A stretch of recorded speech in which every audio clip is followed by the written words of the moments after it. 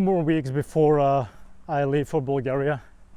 I'm really looking forward to it. It's just there are a lot of things that I'm gonna miss. The fact that I will not be able to see my girlfriend on a weekly basis anymore and be physical and intimate. That's gonna bother me a lot.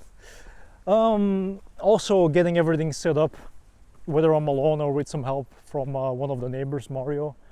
That's gonna be a hassle in my castle, and it's gonna cost me some money. It's not something I'm looking forward to, but it has to be done. Otherwise, it's just, starting a new job, working with new colleagues, even if it's all remotely and online. These things are like a challenge. You know what I mean? We all want it to be successful. We all want it to work out, but sometimes reality works differently. And nevertheless, I have to accept it, because once I'm there, I'm there. There is no turning back. So it's very essential for me now that I make the decision, am I going to go or not? And I personally feel like I'm ready. I personally feel I have to do it. I don't really have a choice. What I mean by that is that the only alternative I would have is just stay here, but then be miserable. And if I'm miserable, I cannot be productive. And if I can't be productive and be creative, then I can't give back, and I can't add to the world or to my relationship and build a future and contribute. So I need to be able to tap into my full potential by relocating.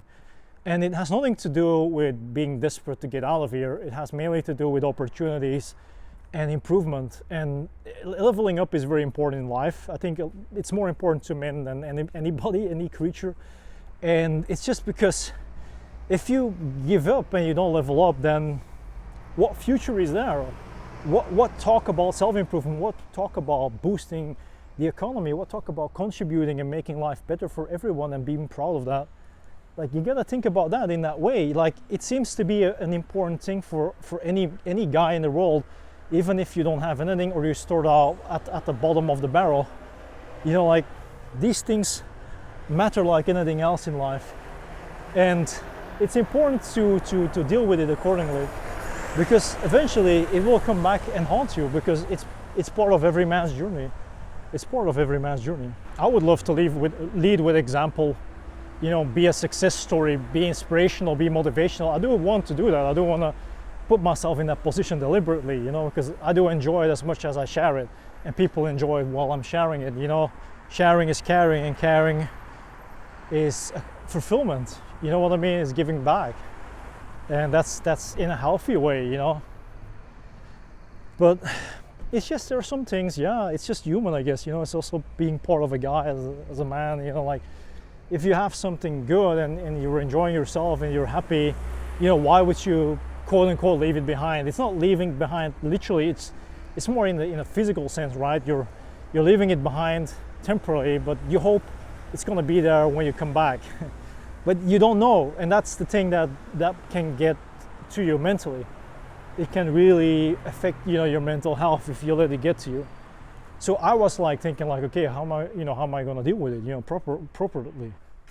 It just all has to do with having a healthy mindset, having a positive outlook on life and the future, but also at the same time being realistic, not living in la la land. Like, there are so many things that can happen, but they don't have to happen necessarily.